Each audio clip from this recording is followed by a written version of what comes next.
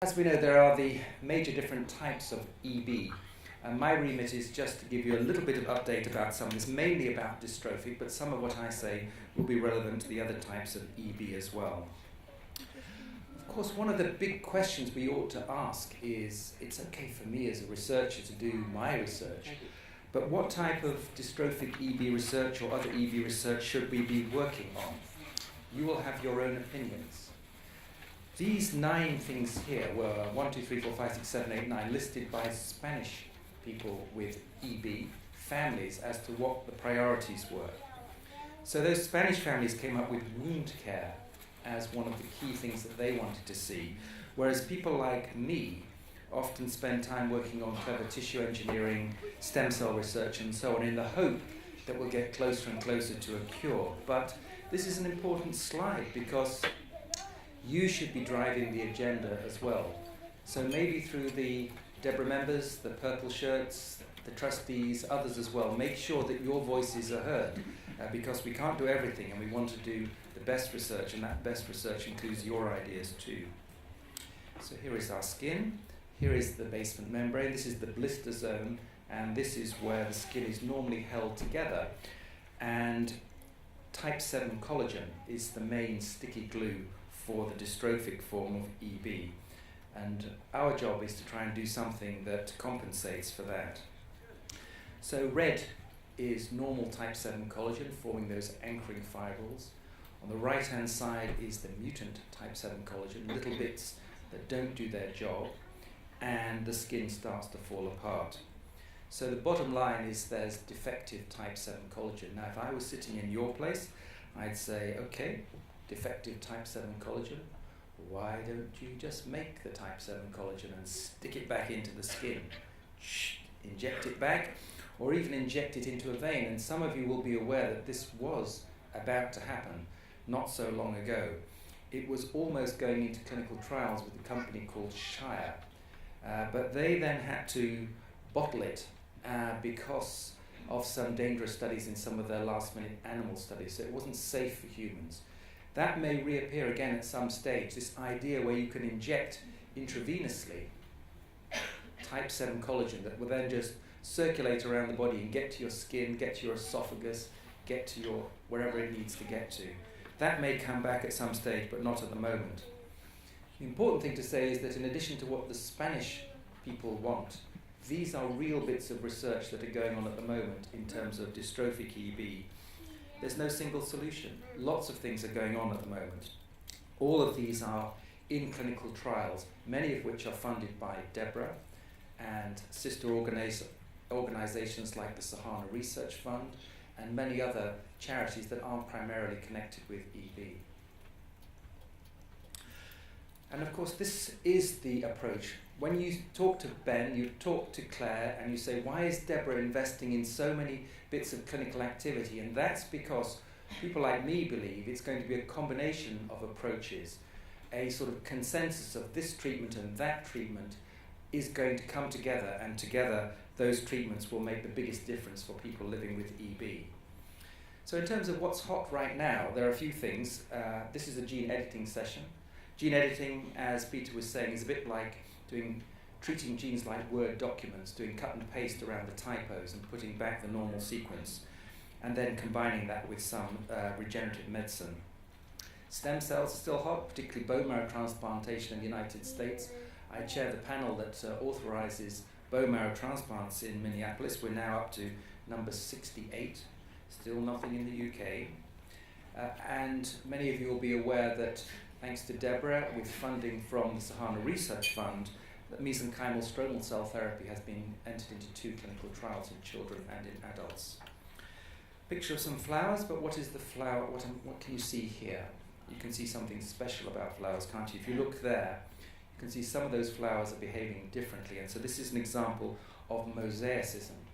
And we see this in EB skin as well. So if you have EB, you have a child or a young person with EB, look at the skin carefully and see if you can find some of these patches. This is a patient from Groningen, and you can see these areas of normal-looking skin.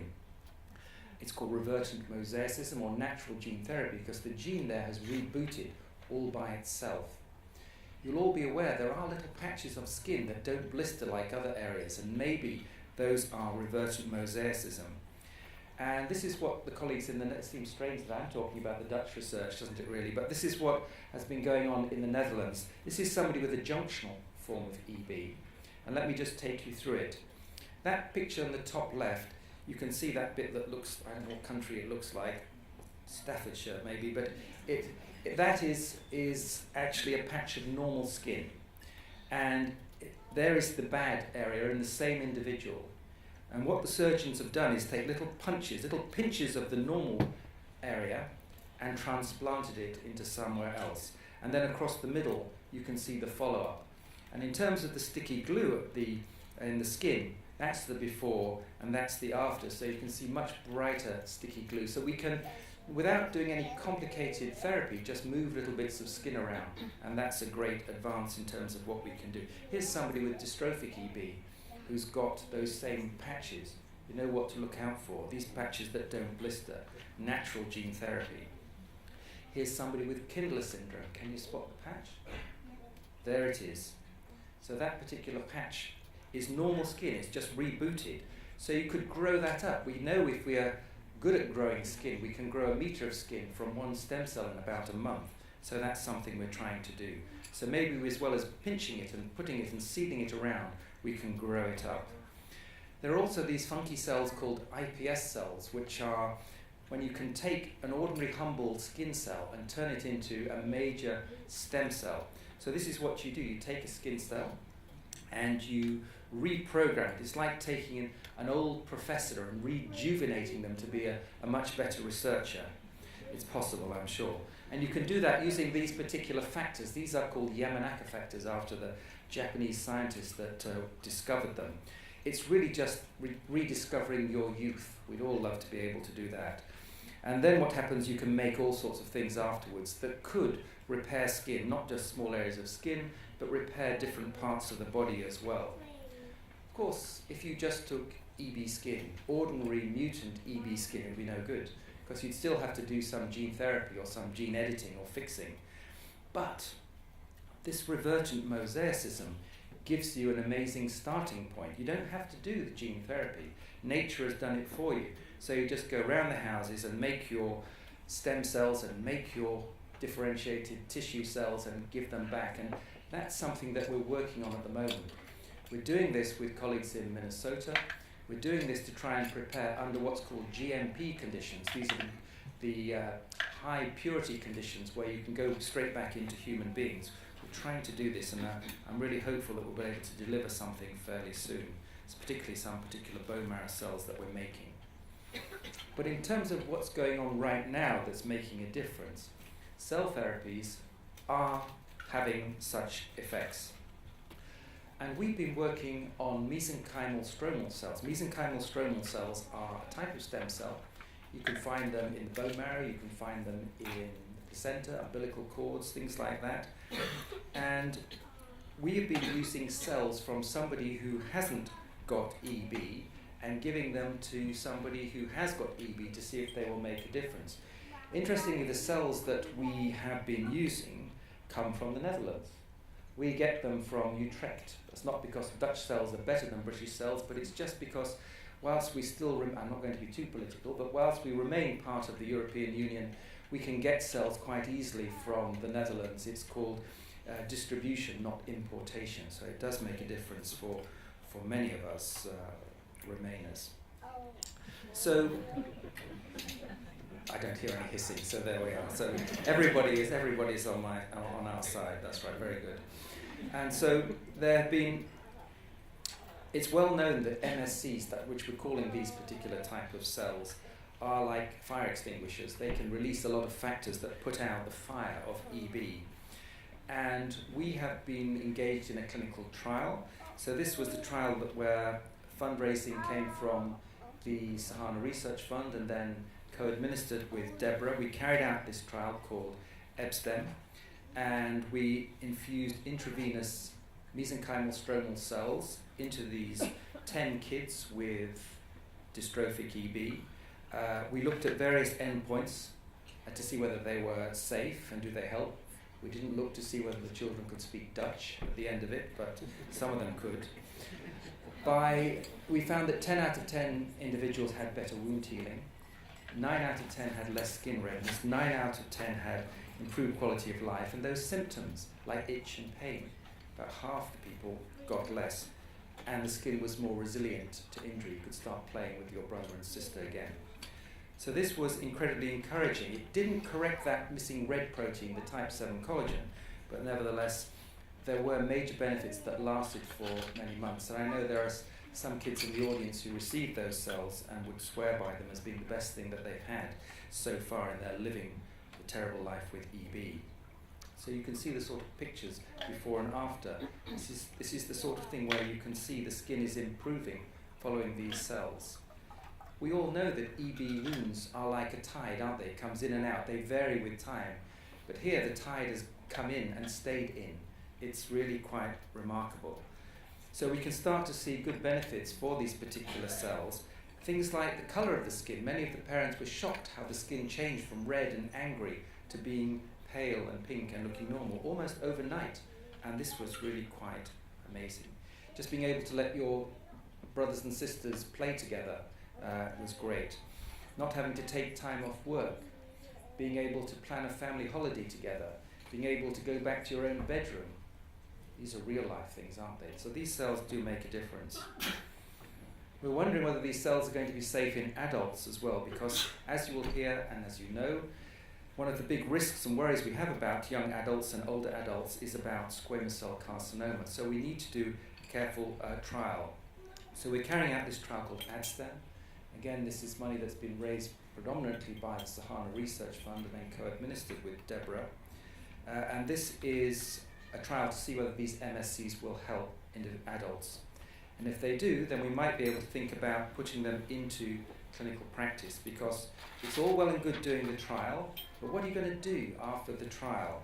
And so we have we're thinking that maybe giving some of these cells in the clinic every 6 months or so could be a good thing, and trying to work out the right dose, how we're going to do that logistically, how we're going to pay for it, and so on. This is something that we're all trying to do. And if you're interested in this, Sharmila from the Sahana Research Fund is here, and she's got the ear of the people within the central NHS, so she's starting to talk to people who can really sign these things off. But it's not going to be investment free. We're going to have to think about supporting this in some particular way.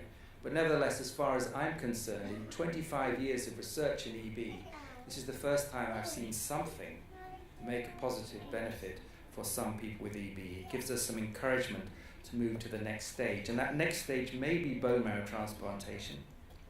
So far confined to the US and 1 or 2 other countries around the world. Minnesota, these guys, Wagner and Tola, have been at this work for about 8.5, 9 years now, mostly taking healthy brothers or sisters, bone marrow from those healthy brothers and sisters and giving them to the kids with EB. And the sort of changes you can see are like this before and after. So this is the whole bone marrow transplantation process. It's a scary, scary thing to go through. Can you imagine wiping out somebody's bone marrow when you've got raw skin? Infection, organ failure, it's all there. And this was one of the major benefits though.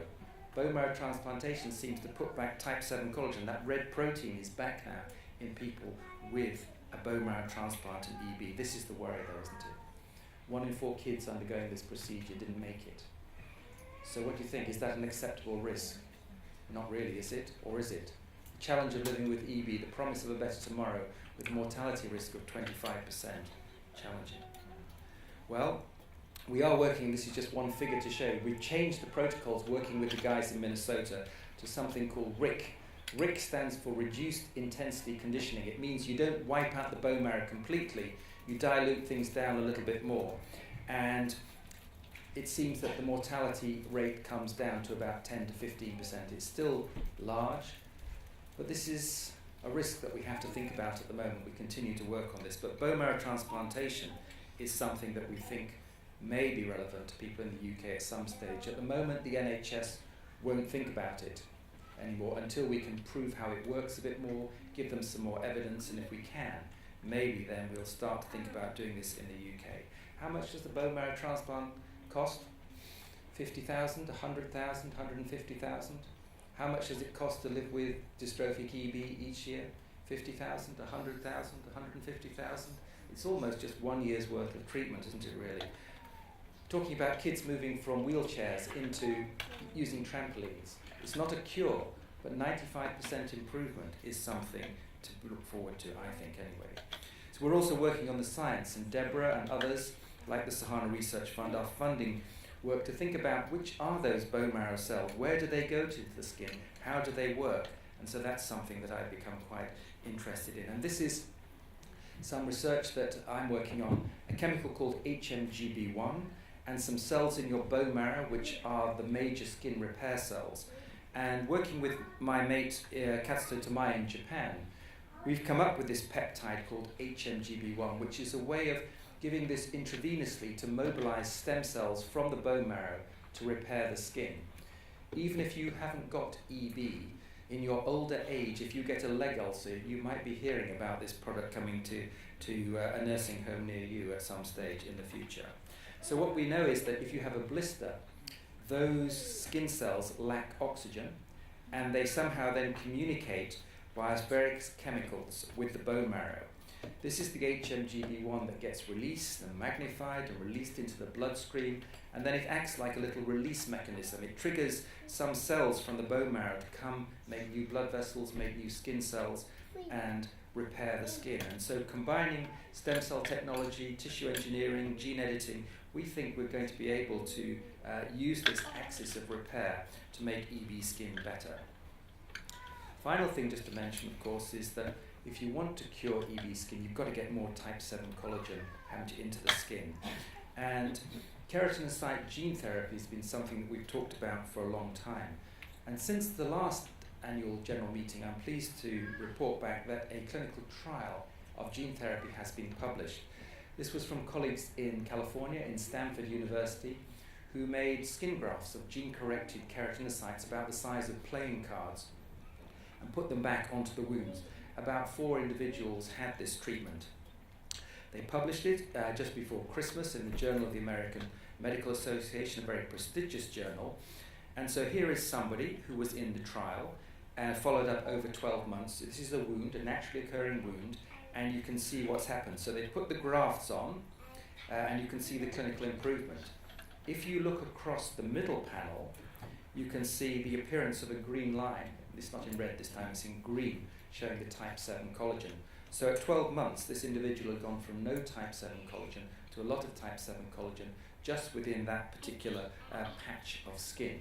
So it's encouraging to see what's going on. Here's somebody else in that trial who didn't do quite so well. You can see that the wound breaks down a bit, but by 3 months, there is some new type 7 collagen present.